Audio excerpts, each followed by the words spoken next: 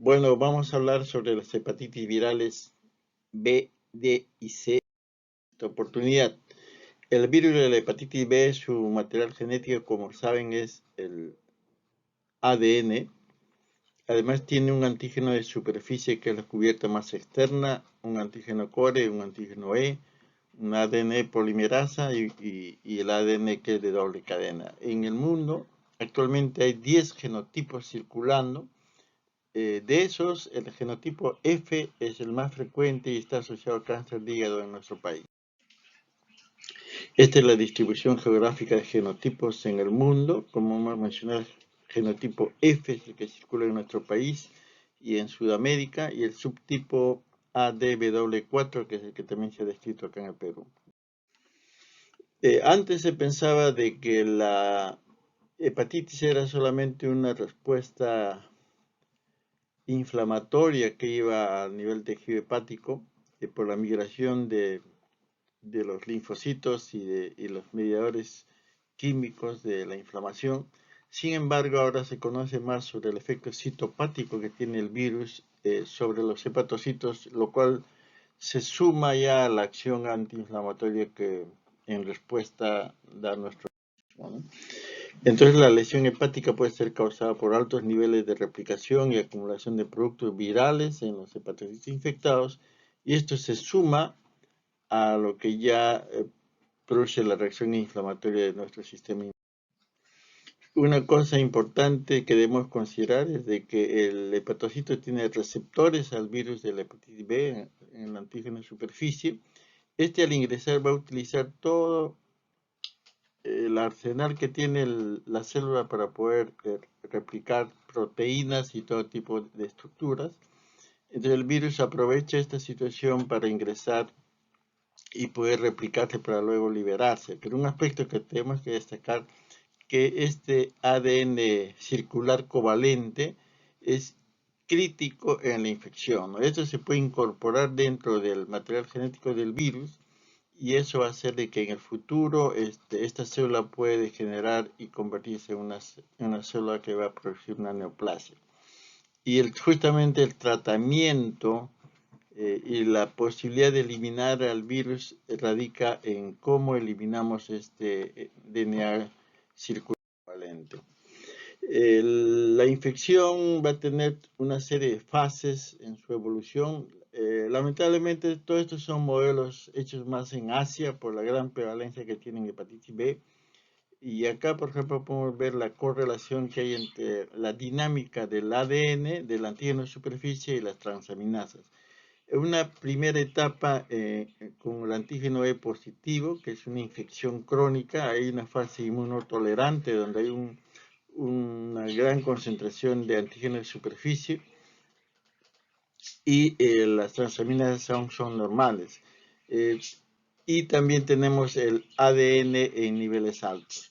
En una segunda etapa de un clearance de esta inmunidad, el antígeno E sigue siendo positivo, pero ya va a haber una reacción inflamatoria con un incremento de las transaminasas, a pesar de que hay una reducción de la carga viral. Luego hay una etapa de una infección crónica donde el antígeno E se negativiza, como que se normalizan las transaminasas y la carga de antígeno de superficie también se minimiza, para luego aparecer otra vez una inflamación que produce la hepatitis crónica. Y esto es el ciclo que se ha descrito en modelos, sobre todo asiáticos. En el Perú lamentablemente no tenemos esto porque vamos a ver luego que el comportamiento del virus de hepatitis B acá en Perú es diferente en relación a cómo es que evoluciona, por ejemplo, el cáncer sin pasar por la cirugía. Este virus, no conocemos exactamente la dosis infectiva, pero debemos saber de que en un mililitro de sangre infectada pueden haber de 10 a la 2, 10 a la 9 partículas virales. Igualmente en un mililitro de semen o secreción vaginal puede haber de 10 a la 6 a 10 a las 7 partículas virales. Este virus tiene alta sobrevivencia ambiental, puede mantenerse estable fuera del organismo hasta durante 7 días. Esto hace la importancia que debemos tener en la bioseguridad cuando manipulamos sangre y secreciones de pacientes que puedan estar infectados. Hay una serie de desinfectantes que tenemos a la mano, como el hipoclorito de sodio, el etanol, el glutaraldehído, etcétera, dependiendo de la superficie o los instrumentales médicos que requeramos esterilizar o desinfectar, vamos a utilizar estos. Debemos destacar que el virus de la hepatitis delta está íntimamente ligado a la hepatitis B. No puede haber delta sin B, ¿no? Entonces el delta utiliza el antígeno de superficie como su caballito de Troya para entrar al hígado y se va a presentar bajo dos formas. Una forma es la sobreinfección, cuando una persona portadora crónica del virus, o sea que tiene más de 6 meses del antígeno de superficie, ingresa el virus delta y esto puede inducir una hepatitis fulminante, por ejemplo. Y eso es una complicación importante que se ha visto en áreas hiperendémicas como Abancay, Huanta y otras áreas del país. Entonces, esto es la sobreinfección. La otra forma es la coinfección, cuando el virus B y el delta entran juntos al hígado. Esto va a inducir también a cáncer, a formas crónicas y la cirrosis, de modo que la complicación del virus delta se da tanto para las formas fulminantes como para las formas crónicas. Entonces acá la moraleja es saber cuál es el comportamiento del virus delta en nuestro país, porque nosotros solo pensamos en el B y no sabemos qué está pasando con el delta y eso puede complicar los esquemas de tratamiento y de diagnóstico, ¿no? Sobre todo el tratamiento. Este es un mapa mundi donde podemos ver la endemicidad de hepatitis B el año 96, donde habían áreas hiperendémicas en Asia, África y la región amazónica. El 2005 ya la prevalencia empieza a aclararse en el mundo y esto debido a los programas de vacunación que se han puesto en los diferentes países del mundo. Esta es la distribución mundial del virus de hepatitis D. El genotipo 3 es el que predomina en nuestro país y en Sudamérica, aunque también está el 1. Y se estima que hay entre 15 y 20 millones de personas afectadas por esta infección en el mundo, ¿no? En realidad no conocemos exactamente, estos son aproximaciones que hacemos, pero que es importante justamente estudiar con más detalle la presencia de este virus. Este es un estudio que hicimos en la Amazonía, en Abancay y en Huanta, donde se ha encontrado pues que el genotipo 3 del virus delta es el que está presente en estas zonas y las que están asociándose pues a las formas crónicas de infección por hepatitis B, conllevando a la cirrosis, cáncer o la hepatitis. En Sudamérica, todos los países amazónicos compartimos la presencia del virus delta en diferentes proporciones de presencia. Y este es otro mapa donde vemos antes de la vacunación, el mapa A, y B después de la vacunación, donde vemos áreas de alta endemicidad, sobre todo en la Amazonía y en áreas interandinas como Abancay, Huanta, Quillabamba. Actualmente, un estudio que se hizo hace unos años puede mostrar que la prevalencia de los portadores crónicos se ha reducido pues a 0.4%. Antes en algunas áreas había más de 8%, ahora estamos en 0.4% y la tasa de infección o la presencia de anticore bajó a 10%, de 40 a 70% en algunas zonas. Esto nos indica de que la vacunación puede estar teniendo un impacto, sin embargo debiéramos mencionar la necesidad de mantener altas coberturas de vacunación. Lamentablemente habían cuadros trágicos como el de estos niños, de niño de 14 años con cáncer y cirrosis, esta niñita también con cirrosis que vimos en Abancay, este niñito en Huanta, y esto era por la consecuencia de la infección temprana que hacía el virus B y delta en esta población. Conocido es ya la forma de transmisión sexual, parenteral, perinatal. Sin embargo, es importante destacar la forma de transmisión horizontal en áreas hiperendémicas, sobre todo. Y algunos vectores que pueden tener un comportamiento más que vector biológico, vector mecánico, como ocurrió con murciélagos en un brote que hubo en la frontera con Ecuador. Esto para hacer ver la transmisión horizontal, donde vemos que a los 6 años 10% de los niños ya eran portadores crónicos y casi la mitad estaban infectados. pero vemos que al nacer la prevalencia de infección es muy baja, y esto probablemente sea por la variante de los genotipos que tenemos acá en Perú, a diferencia de Asia, que puede llegar hasta 23 o 30%. Sin embargo, cuando el niño empieza a socializar, empieza a incrementarse la tasa de infección. Y entonces acá la lectura es que estos niños no tienen relaciones sexuales, no han sido transfundidos con sangre, no usan tatuajes, no han tenido ningún factor de riesgo que conocemos. Sin embargo, si hay uno o dos niños portadores, por ejemplo, en un aula y comparten alimentos u objetos con los demás miembros de ese grupo, entonces va a ocurrir la transmisión. Y eso también ocurre en el intradomicilio, ¿no? Entonces, eso es la transmisión horizontal, donde por la alta infecciosidad que tiene el virus y su presencia en salida puede hacer de que el compartir objetos o alimentos y que hay micro lesiones en la mucosa de otros niños, de esa manera se va a transmitir la infección. Otro hallazgo importante es de que en la literatura mundial se mencionaba de que para iniciar tratamiento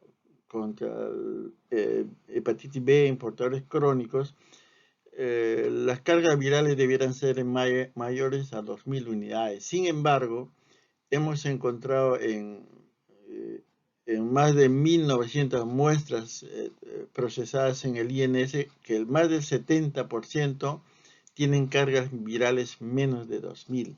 Y en una muestra del INEN, el 97% de personas con cáncer de hígado asociadas a hepatitis B tenían también cargas virales menos de 2.000. Y esto nos indica pues que esta data se va contra lo que se ha acordado a nivel internacional de dar tratamientos por más de 2.000. Y esto fue visto en este meeting que hubo en la Sociedad Americana de Medicina Tropical. Hicimos esta observación. Lo de bueno es que discutió el tema y se aprobó de que podrían haber alternativas de tratamiento y no esperar que tengan más de 2.000. Y eso hizo que con el apoyo de la OPS instauramos el uso de un elastógrafo en guanta para medir la rigidez hepática y medir la presencia o no de fibrosis hepática, ¿no? Este es uno de los pocos elastógrafos que hay en el país. Y entonces se ha usado se usa esta elastografía de transición que tiene valores en kilopascales, donde uno puede determinar la ausencia o la presencia de fibrosis moderada, significativa o grave, y esto tiene su equivalente en la escala de Metavir para evaluar biopsias hepáticas, ¿no? Entonces hay una correlación importante. Sin embargo, dado que el acceso a estos aparatos no es muy frecuente, se utiliza el índice APRI, que es un índice que nos permite también determinar, según el resultado de este APRI, la presencia o no de fibrosis y según eso también indicar el tratamiento. Este índice APRI, ahora ya casi todo está en los aplicativos. Esta es una fórmula para calcular el nivel de fibrosis, que es equivalente a los valores del elastógrafo. Y acá se utiliza las transaminasas y las plaquetas como datos importantes que se alimentan en esta base de datos en cualquier celular. Ustedes por Google pueden encontrar el índice APRI, donde aplican los niveles de transaminasa, ponen los valores normales que en ese laboratorio se usan y el conteo de plaquetas, ¿no? Y eso está multiplicado por 100 y nos va a dar un valor. Y este índice APRI es aplicable y tiene bastante correlato con lo que se lee en el elastógrafo y se puede utilizar en los centros. Entonces el tratamiento de la hepatitis B se va a dar según los escenarios. Bueno, si la carga viral es mayor de 2.000, obviamente está indicado el tratamiento, pero hay un escenario en donde las cargas virales pueden ser menores de 2.000. Entonces, en ese sentido, ya felizmente el Ministerio de Salud ha logrado incorporar esta modificación que se le propuso, de que si existe riesgo de hepatocarcinoma debido a que hay un antecedente familiar de cáncer de hígado, cirrosis o hepatitis fulminante, o va a inducir una reactivación de la hepatitis B, o cuando haya manifestaciones extrahepáticas, o durante el monitoreo se puede encontrar los escenarios 1 al 4. Entonces, todas estas son condiciones que nos permitirían iniciar tratamiento. Y lo que estamos haciendo, por ejemplo, en Guanta es justamente eso, ¿no? Los antecedentes familiares de cáncer, cirrosis y hepatitis fulminante está siendo un criterio para iniciar tratamiento en portadores crónicos.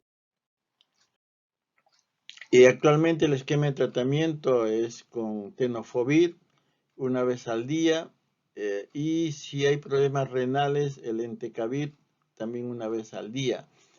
El tema es importante saber cuál es la adherencia que tienen los pacientes en relación al tratamiento. Por ejemplo, en estos 2 años de pandemia, cómo ha ido esto, es importante conocerlo, ¿no? Hay alternativas terapéuticas que están saliendo alternativas al tenofovir, que próximamente se va a discutir. Otro aspecto importante a destacar es que si una persona ha tenido infección por el virus B y ha liberado el antígeno de superficie, pero es anticuerpo positivo, hemos dicho que ese ADN circular covalente o puede haberse incorporado en el ADN del virus y puede haber una reactivación de la infección cuando el paciente recibe tratamiento inmunosupresor, como es el uso de corticoides en altas dosis o tratamiento inmunosupresor en cáncer, ¿no? La hepatitis D también puede reactivarse en pacientes que reciben tratamientos inmunosupresores o cuando inician un problema de cáncer, ¿no?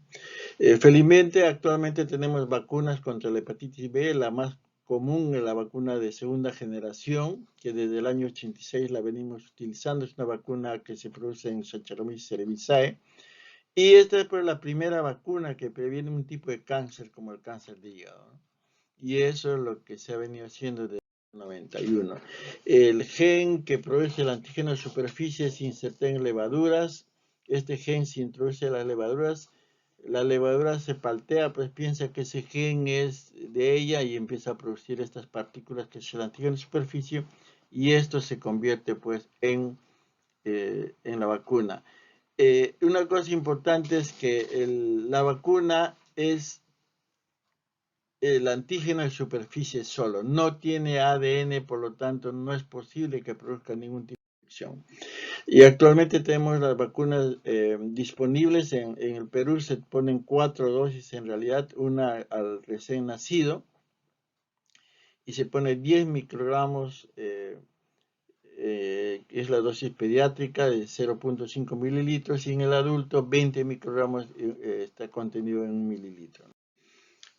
También es importante saber de que en recién nacidos se pone la vacuna contra hepatitis B sola junto con la BCG, y las otras dosis se ponen en lo que es la pentavalente, donde tenemos el toxoide distérico, el tetánico y el pertuxis, ¿no? Tenemos el antígeno en superficie, que es la vacuna pentavalente, y el esquema de vacunación con esta pentavalente es de 2, 4 y 6 meses. Entonces es importante conocer de que la primera dosis se pone en el recién nacido y las siguientes dosis se van a poner a los 2, 4 y 6 meses, ¿no? En los adultos la dosis es de una dosis, 3 dosis con un intervalo de 1 mes cada uno de ellos. Y si es una persona inmunocompetente, en realidad no requiere de refuerzo, ¿no? Salvo aquellas personas que están en tratamiento inmunosupresor o tienen insuficiencia renal crónica, donde podríamos tener hasta el doble de dosis, ¿no?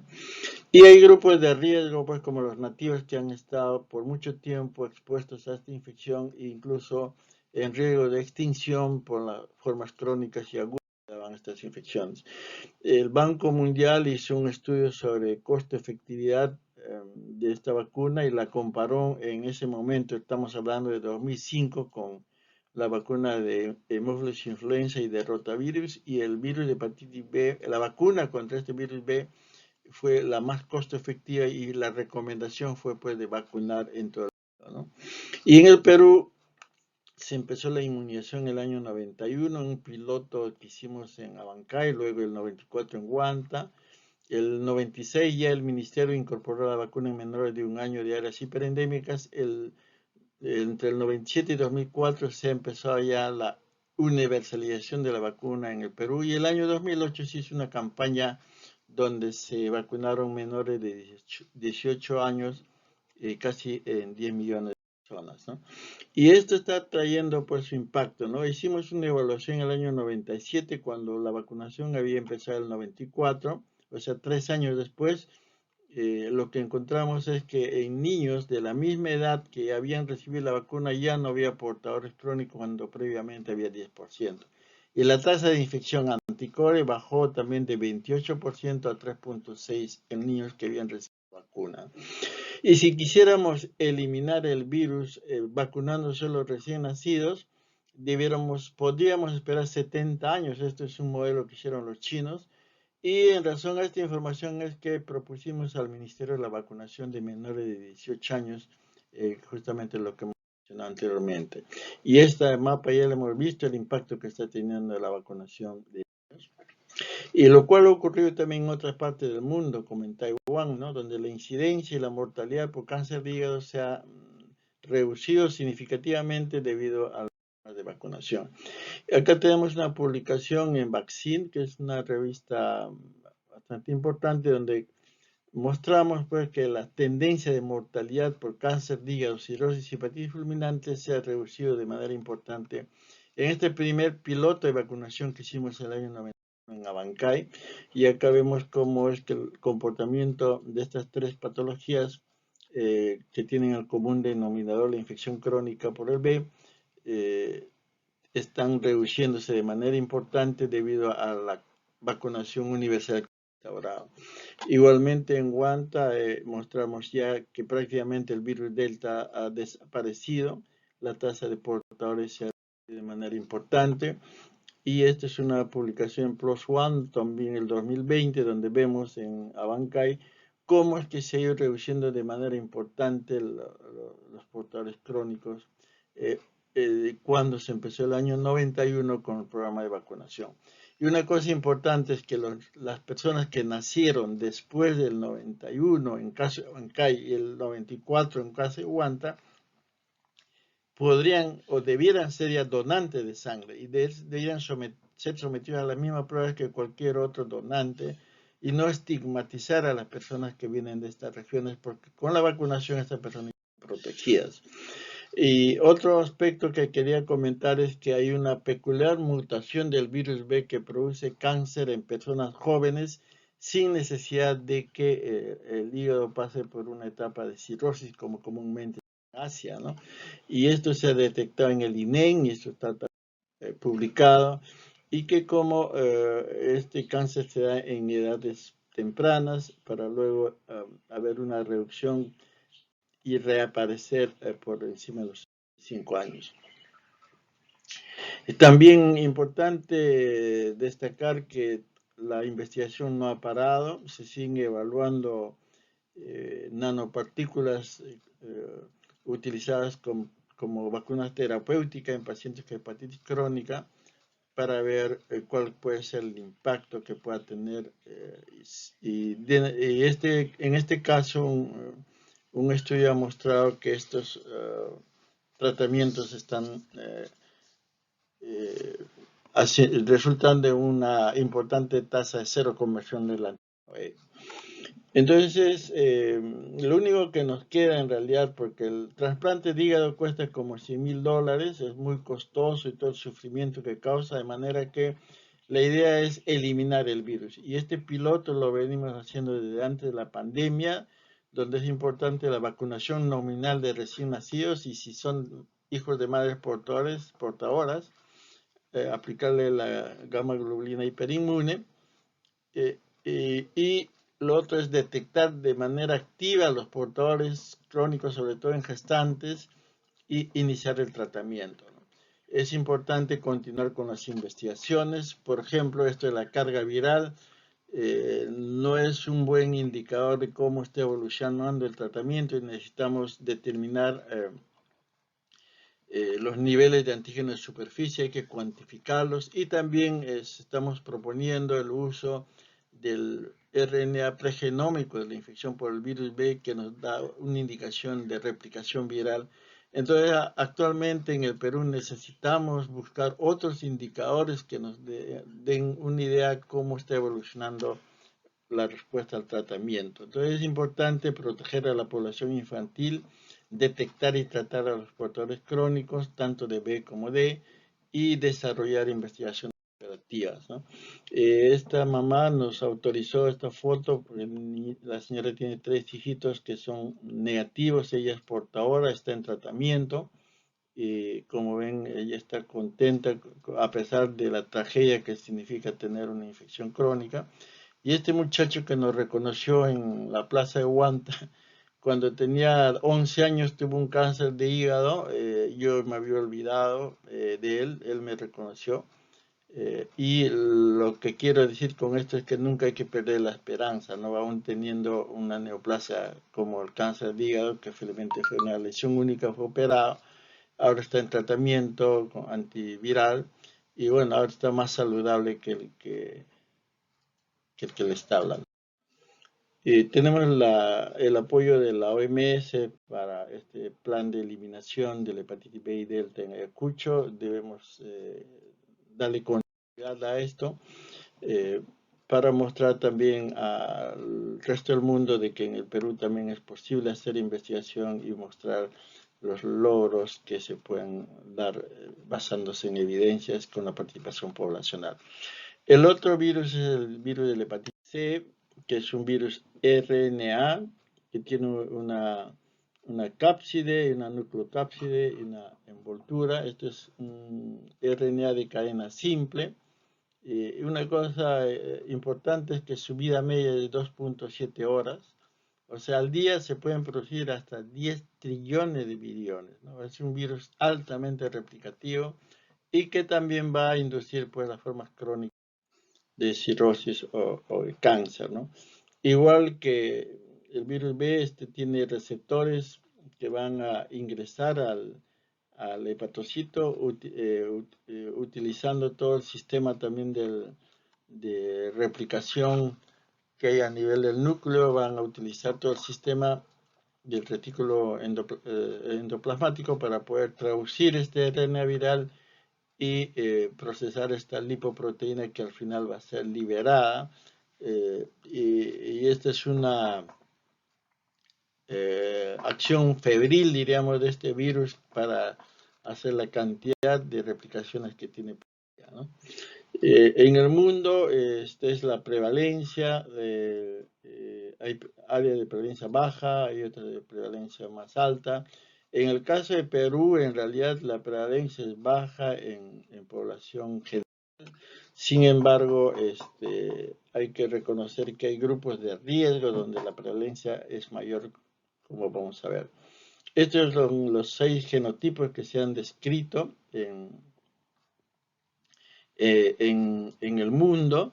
En las Américas el genotipo 1 es el más frecuente y hay muchos estudios que se han hecho del 86 al 2015 y sobre todo los grupos de riesgo con una mayor prevalencia son los hemodializados, los hemofílicos y los que han recibido pues sangre, ¿no? Por diferentes razones y los politransfundidos. Entonces tenemos prevalencias tan altas como 59%, en otras 33%, y este panorama en realidad está cambiando en la medida que actualmente tenemos pues tratamiento que puede eliminar el virus del hígado, ¿no? Antes esto era una utopía prácticamente. Y siempre los estudios muestran pues que los politransfundidos y los que están en hemodiálisis son los que tenían prevalencias más altas por el virus C. Y la forma aguda es rara, este virus va a producir más formas crónicas. Por un tiempo las transaminasas pueden estar normales, pero van a ir al hepatocarcinoma y también van a haber manifestaciones hepáticas, ¿no? Las formas de transmisión son por inyección, por uso de drogas endovenosas. Felizmente acá en Perú no tenemos este problema del uso de drogas endovenosas. Sin embargo, las transfusiones, los trasplantes de órganos podrían ser un riesgo si es que no se hace un adecuado tamizaje, ¿no? Y si hay procedimientos invasivos con equipos que estén contaminados o accidentes ocupacionales con agujas hipotérmicas, sobre todo en personal de salud. Entonces el personal de salud también se constituye en un grupo de riesgo, ¿no? por la manipulación de secreciones. Entonces, en Estados Unidos casi el 30% de la transmisión es por drogas. También hay vía de transmisión sexual. Pero un dato importante es de que una vez que se han establecido programas de tamizaje en los bancos de sangre, la transmisión post-transfusional se ha reducido de manera importante, ¿no? Este virus, cuando vemos el perfil de una infección aguda, vamos a ver que a los 6 meses en promedio el RNA va a desaparecer. Sin embargo, los anticuerpos totales van a persistir y las transaminasas también, en la medida que baja la carga viral, se van a normalizar. Pero esto ocurre muy poco. La mayoría de los pacientes va a ir a las formas crónicas después de una fase aguda, donde la presencia del RNA es permanente. Los niveles de transaminasa van a oscilar entre niveles altos o normales, y lo otro es la presencia de anticuerpos contra el C, ¿no? Entonces, el diagnóstico del laboratorio se puede hacer por la detección de anticuerpos. Actualmente tenemos ELISA de tercera generación hasta de cuarta generación, y esto indica pues que el desarrollo de la genómica ha permitido ya tener antígenos que son muy sensibles y específicos para detectar la presencia de anticuerpos presentes en las personas infectadas. Suplementariamente se usan pruebas de RIVA o de LIA, y actualmente ya casi en todas las etiologías se usa pues el RT-PCR, y sobre todo para detectar ya la carga viral e iniciar el tratamiento, ¿no? Ya que tenemos un diagrama de flujo para el diagnóstico de hepatitis C, si tenemos la necesidad de saber si una persona está infectada o no, vamos a pedirle la detección de anticuerpos. Puede ser por ELISA de tercera o cuarta generación. Si estos salen positivos, ya van a ir a una prueba de PCR para detectar la carga viral del virus, y si el ARN es detectable, esta persona es compatible con una infección por hepatitis C y debiera ir a tratamiento, ¿no?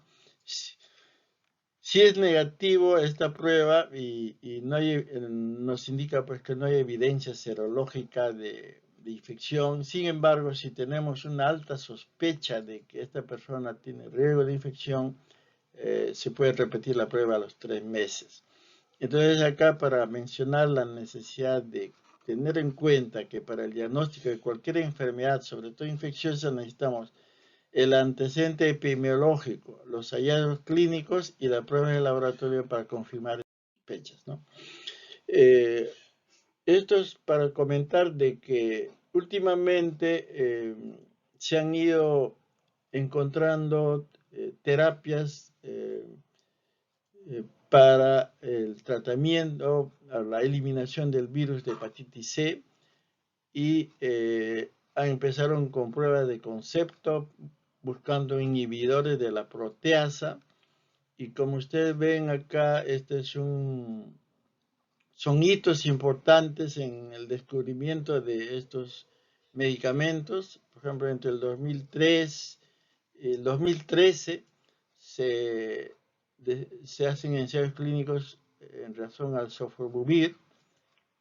El 2015 el daclatasvir, Y el 2016 ya se empieza a usar el sofosbuvir con velpatasvir. Y justamente este es el esquema de tratamiento que se está utilizando en el Perú. Y también el daclatasvir. Entonces es importante reconocer estos hitos porque antes lo que se usaba era el interferón con ribavirin, el tratamiento no iba bien, los pacientes hacían complicaciones severas, de manera que se suspendía el tratamiento y en realidad era un viacrucis para los pacientes. Actualmente tenemos tratamientos y este es el esquema del Ministerio de Salud, que usa el sofosbuvir, velpatasvir, la concentración es de 400 y 100 miligramos respectivamente, una tableta por día por 12 semanas. Y el otro esquema es el sofosbuvir, daclatasvir, igual de 400 miligramos y 60 miligramos respectivamente, una tableta por día por 12 semanas, ¿no? Ahora, este esquema puede ser utilizado en personas sin cirrosis o con cirrosis compensada, el sofosbuvir, velpatasvir. Y el otro esquema puede ser utilizado en personas sin cirrosis o con cirrosis compensada. En cirrosis compensada se ampliará el tratamiento a 24 semanas, ¿no? O sea, prácticamente se duplica el tiempo de tratamiento. Si hay una infección crónica, una enfermedad renal crónica de grado 4 y 5, entonces la indicación es el esquema que se está mostrando acá, el glecaprevir, pibrentavir, 3 tabletas por día por 8 semanas. Estos son esquemas que los tiene el Ministerio de Salud, son de alto costo, pero son importantes tenerlos en cuenta. Las indicaciones, sobre todo con el diagnóstico que tengamos de la carga viral inicial para hacer el seguimiento, la adherencia que tengan los pacientes, dado el costo que tiene esto y el impacto que va a tener en la solución de este problema de esta infección crónica, es importante estar pues cerca de... Bueno, esto ya para terminar, mencionar pues de que hay una iniciativa de la OMS para eliminar los virus de hepatitis B y D y también el C. Entonces, con toda la tecnología y los avances que actualmente hay, esto es factible, sobre todo el B, con la vacunación se puede lograr su eliminación y si eliminamos el B, también estaremos eliminando el D. Y con los nuevos esquemas de tratamiento también es importante el seguimiento muy cercano a los pacientes con hepatitis C. En el caso de hepatitis B, el tratamiento con vacunas terapéuticas y otros esquemas terapéuticos que se necesitan aún investigar, todavía está en curso. Pero un ideal es de que también los pacientes portadores crónicos no infecten a otras personas susceptibles. Eso es por un lado, pero más fácil es que todos estén vacunados, que las coberturas de vacunación sean buenas, de modo que aun cuando haya portadores crónicos en las comunidades, las personas susceptibles sean lo más mínimo posible o de ser posible no hayan susceptibles porque todos estén vacunados. Y bueno, esto ya es la última foto para hacer ver de que en salud, pues todos los que hemos asumido ese compromiso por proteger la vida de las personas, tenemos otro tipo de satisfacciones como el compartir, por ejemplo, con estos niños que actualmente son profesionales, sirven a sus regiones, a sus familias, y como ustedes verán, esta foto ya tiene mucho tiempo desde que iniciamos nuestro programa de vacunación en los años 94.